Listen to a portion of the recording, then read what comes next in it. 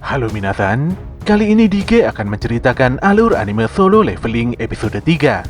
Dige kembali menyarankan agar kalian menonton anime ini secara langsung, karena dijamin kalian pasti puas dan tentu saja memiliki pengalaman nonton tersendiri.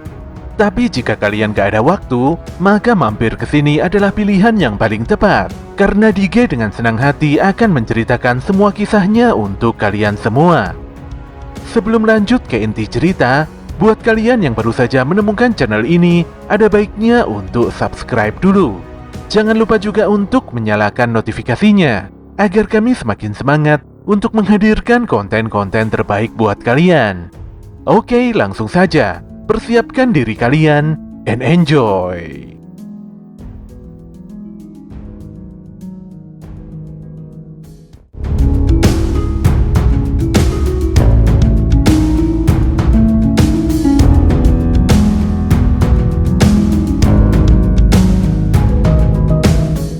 Setelah menentukan pilihannya, Sung Jinwoo pun langsung mendapatkan notifikasi kembali yang menyatakan bahwa dirinya telah menjadi seorang player.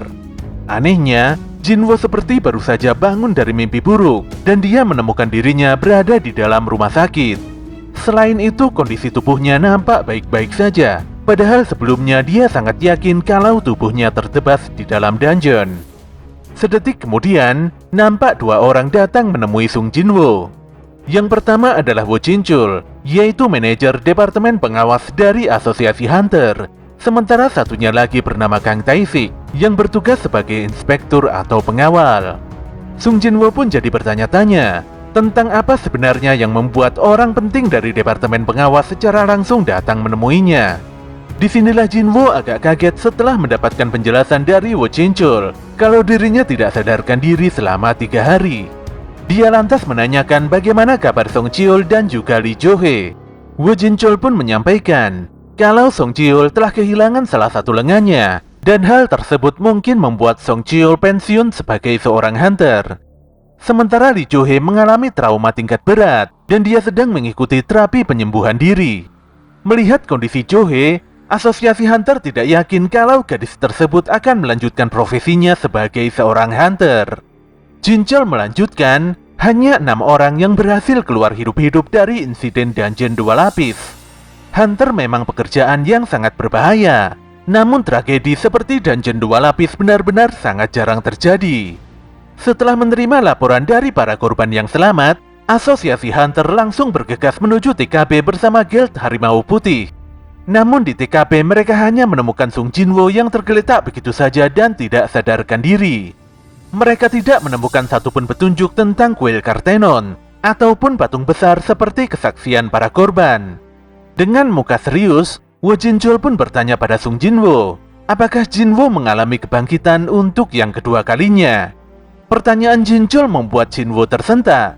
Pemuda ini pun berpikir kalau jumlah kekuatan seorang hunter telah ditetapkan ketika mereka bangkit untuk pertama kalinya, dan hal tersebut tidak akan berubah untuk selama-lamanya.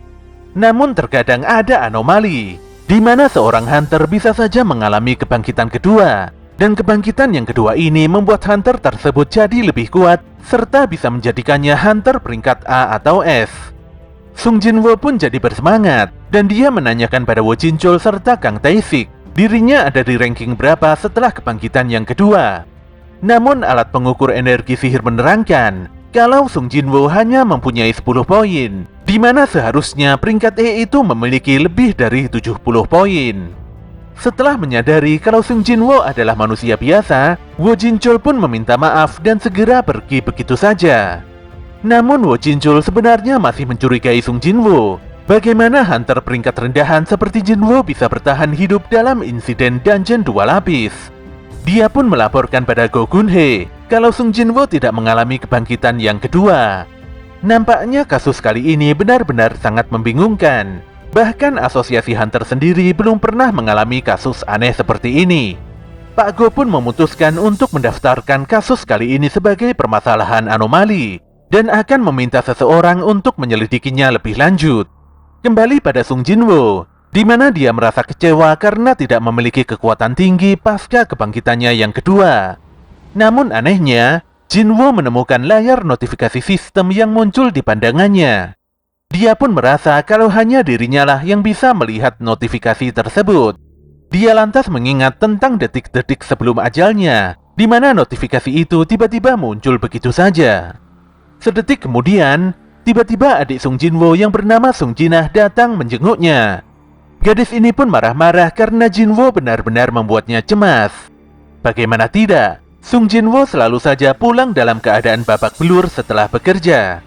Jika terjadi hal buruk, Jinah mengancam akan berhenti sekolah dan mulai bekerja. Hal ini dilakukannya agar Jinwoo tidak perlu bekerja lagi sebagai hunter. Jinwoo pun hanya bisa tersenyum dan meminta maaf. Dia juga mengalihkan pembicaraan dengan membahas layar notifikasi di hadapannya pada adiknya.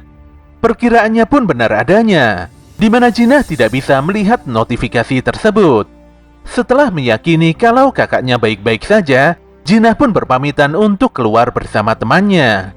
Sung Jinwoo berusaha mempelajari notifikasi sistem di depannya, yang nampaknya mirip sekali seperti notifikasi game. Notifikasi sistem ini membantu perkembangan player, namun jika ada player yang tidak mengikuti arahan, maka player tersebut akan dihukum. Jinwoo lantas memeriksa quest hariannya, yaitu pelatihan untuk menjadi kuat. Quest tersebut meminta Jinwoo untuk melakukan push up, sit up, dan squat sebanyak 100 kali. Selain itu ditambah lagi dengan lari sejauh 10 km. Jika tidak berhasil menyelesaikan quest harian, maka ada hukuman yang menantinya. Sung Jinwoo pun mengabaikan notifikasi sistem dan merasa kalau quest ini hanyalah guyonan belaka. Ketika waktu menunjukkan tepat jam 12 malam, notifikasi sistem tiba-tiba berubah dan memberikan hukuman pada Sung Jinwoo karena tidak berhasil menyelesaikan quest hariannya. Saat itu juga Jinwoo pun terkejut karena ada gempa hebat, dan setelahnya dia tersadar di hamparan gurun pasir yang luas. Sung Jinwoo berpikir kalau dirinya tengah bermimpi. Namun dia langsung sadar setelah membaca notifikasi bahwa ini adalah hukuman yang harus diterimanya karena mengabaikan quest. Dia pun harus bertahan hidup dalam waktu 4 jam agar terhindar dari ganasnya gelabang padang pasir raksasa yang sangat beracun. Tentu saja Jinwoo langsung lari tunggang langgang supaya tidak terbunuh. Waktu pun terasa berjalan begitu lambat, dan tidak ada hal yang bisa dilakukan Sung Jinwoo selain lari dan terus berlari menyelamatkan nyawanya. Jinwoo pun benar-benar sudah tidak kuat berlari lagi. Namun untungnya, saat itu hukuman bertahan hidupnya telah selesai, dan dia tiba-tiba kembali lagi ke dalam kamarnya di rumah sakit. Namun dia langsung pingsan seketika, tanpa sempat memeriksa hadiah dari quest yang menghukumnya tadi. Pada keesokan harinya, Lee Jo-hee mendapatkan panggilan untuk mengikuti raid karena ada gate peringkat D yang muncul di wilayah Hapjeong beberapa waktu lalu. Jo-hee pun agak berat karena insiden raid sebelumnya membuat gadis ini sangat trauma. Namun Jo-hee nampak begitu senang ketika mendapatkan kabar kalau Sung Jinwoo telah siuman. Ketika Jo-hee mendatangi rumah sakit, dia agak kaget melihat Sung Jinwoo berlari di lapangan belakang. Akhirnya gadis ini memutuskan pulang tanpa menemui sahabatnya itu. Tidak terasa 4 hari berlalu, dan Sung Jinwoo selalu rutin menjalani quest hariannya. Dia menyadari, walau notifikasi di hadapannya seperti game, namun itu bukanlah halusinasi. Jika berhasil menyelesaikan quest, dia akan mendapatkan 3 hadiah. Yang pertama adalah pemulihan kondisi tubuh yang membuat rasa lelahnya hilang dalam sekejap. Yang kedua adalah 3 ability point yang bisa dibagi-bagi sesuai keinginannya. Kemudian yang terakhir, Sung Jinwoo mendapatkan sebuah random box. Hari ini boxnya berisi sebuah kunci, padahal sebelumnya Jinwoo hanya mendapatkan barang yang kurang berguna seperti pulpen atau plester. Ternyata kunci tersebut adalah item untuk membuka gate dungeon instan pada pintu keluar stasiun bawah tanah Hapjeong.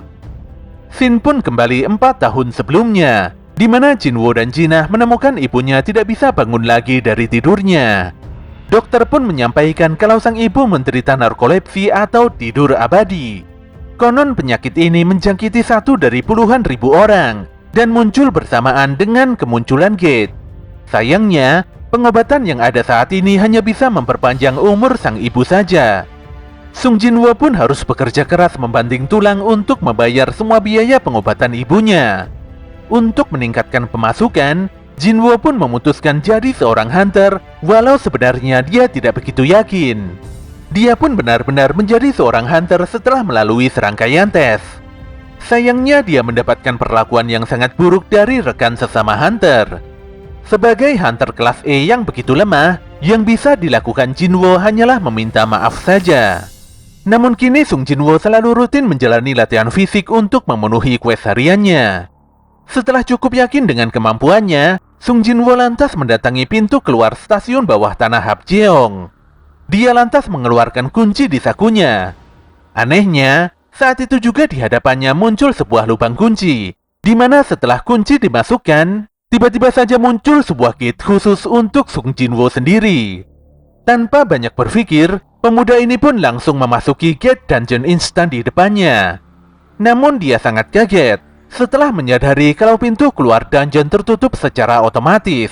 Padahal sebelumnya dia berencana kabur jika terjadi hal-hal yang tidak diinginkan. Notifikasi pun menunjukkan kalau Jinwo memang tidak bisa keluar dari dungeon sebelum mengalahkan bos dungeon atau menggunakan batu teleportasi. Sung Jinwo jadi sangat bingung. Bagaimana caranya dia bisa menyelesaikan dungeon, sementara dirinya adalah hunter kelas E yang sangat sulit mengalahkan monster. Pun demikian, Jinwo sudah tidak ada pilihan lain selain mengalahkan bos dungeon sendirian.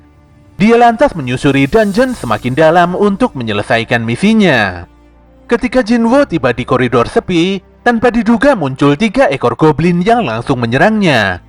Dengan berbekal belati kecil, pemuda ini pun berusaha sekuat tenaga untuk melawan ketiga monster tersebut. Tanpa diduga Sung Jinwo bisa memanfaatkan momentum dan menusukkan belatinya tepat pada salah satu goblin. Dia juga berhasil mengalahkan kedua goblin lainnya, walau hal tersebut membuatnya harus berguling-guling di lantai. Jinwo benar-benar sangat senang, karena latihannya selama beberapa hari ini berhasil membuatnya jauh lebih kuat dari sebelumnya. Namun dia tidak bisa bersantai-santai, karena saat itu juga muncul seekor serigala atau Lycan bergigi baja yang langsung menghancurkan belati kecilnya. Jinwo merasa kalau Lycan ini sangat berbahaya dan jauh lebih kuat dari 3 goblin sebelumnya.